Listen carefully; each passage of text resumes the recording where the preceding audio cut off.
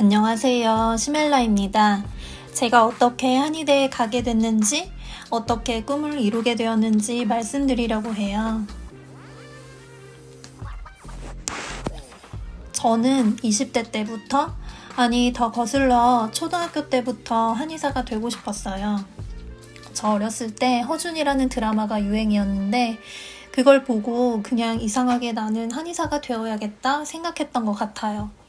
옆에서 같이 보고 있던 할머니한테 나 한의사 될 거야 라고 말하곤 했던 게 생각이 나요.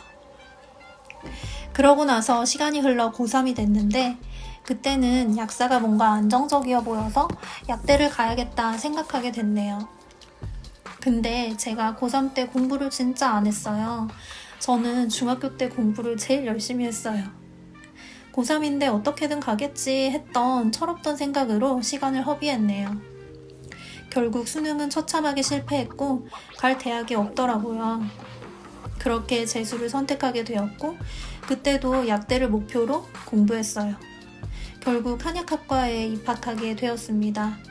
약학과를 가고 싶었지만 점수가 좀 모자라서 차선으로 그때는 들어보지도 못했던 한약학과라는 곳에 가게 되었죠. 근데 거기에서 다시 저는 잊고 있던 한의사에 대한 꿈을 꾸게 됩니다.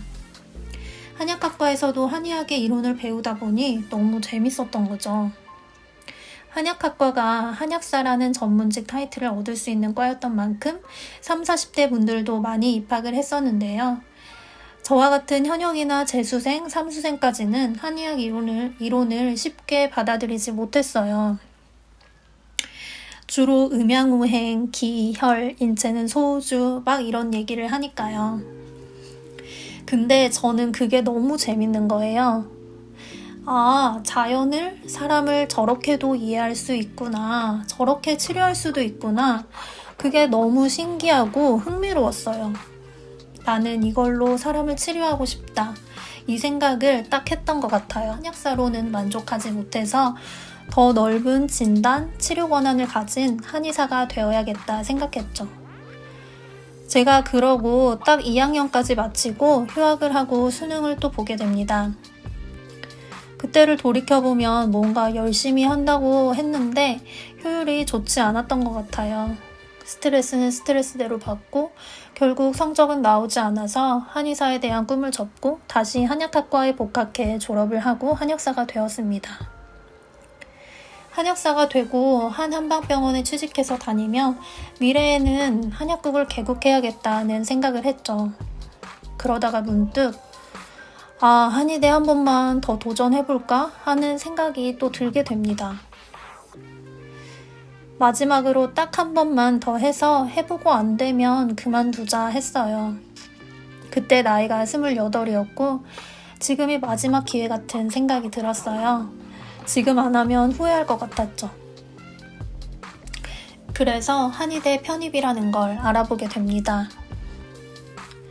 저는 운 좋게 한 번에 합격했지만 한의대 편입은 변수가 정말 많은 입학 전형이에요. 학교마다 시험 보는 과목도 다르고 뽑는 인원도 다르고 매년 선출 기준도 바뀝니다. 전해 기준으로 예측해서 준비를 하는 건데요. 저 준비할 때는 학원 수도 많지 않고 정보도 많이 없어서 정말 주먹구구식으로 했었네요. 한문, 한의학개론, 생물, 화학 같은 시험을 학교마다 다르게 봅니다. 영어 성적도 필요합니다. 처음에는 일을 그만두지 않고 병행해서 했었는데 후반부로 가니 많이 지치더라고요. 집중도도 떨어지고. 그래서 결국 좋은 일자리를 눈물을 머금고 그만두고 올인하게 되었죠. 그때부터 매일 독서실에 다니며 10시간 이상씩 공부를 했습니다. 한 주에 1, 2일 정도는 학원에 가서 수업을 들었고 나머지는 인강으로 독학했어요. 아무튼 저는 결국 한의대 편입에 성공하게 됐습니다. 사실 안 될 줄 알았어요. 한의대 편입이라는 게 말씀드렸듯이 워낙 변수도 많고 예측 불가능한 전형이고 그래서 몇 년씩 하시는 분들이 많기 때문에 1년 차인 저는 기대하기 어렵다고 생각했죠. 그래서 바로 취직할 생각하고 막 알아보고 했었어요. 근데 합격해버렸습니다. 초등학교 때부터 막연하게 나는 한의사가 될 거야 생각했던 게 포기하지 않고 도전하다 보니 어느새 이루어져 있더라고요. 물론 노력도 했습니다만 제가 꿈을 이룰 수 있었던 가장 큰 이유는 이 꿈을 포기하지 않고 도전했던 것이었습니다. 우리 뭔가 하고 싶은 게 있거나 이루고 싶은 게 있어도 지레 포기하는 경우 많잖아요. 하고 싶지만 이미 늦었어. 나는 안 될 거야. 그렇게 생각하고 아예 도전조차 하지 않는 거죠. 주변에서도 많이 말릴 겁니다. 나 이거 하고 싶어 말하면 10명 중 9은 왜 그걸 해? 하지 마. 할 거예요. 그냥 편하게 살아. 그거 하기 되게 힘들어. 이런 식으로요. 걱정해주는 말일 수도 있고 현실적인 조언이라고 볼 수도 있을 겁니다. 제가 한의대를 간다고 했을 때도 주변 반응이 다 이런 식이었어요. 왜 편하게 살지 힘든 길을 또 가려고 하냐 등등. 근데 그 사람들이 제 인생, 저희 인생 책임져 줄 거 아니잖아요. 저는 그런 말 다 듣지 않고 제 안의 소리에만 귀 기울였습니다. 나는 할 거야. 하고 싶어. 안 하면 후회할 것 같아. 해보자. 이렇게요. 저는 그렇게 믿습니다. 선한 의도와 노력이 더해지면 꿈은 반드시 무조건 이루어진다고요. 지금은 내 능력이 많이 부족해 보이고 터무니없는 꿈이라도 꿈꾸세요.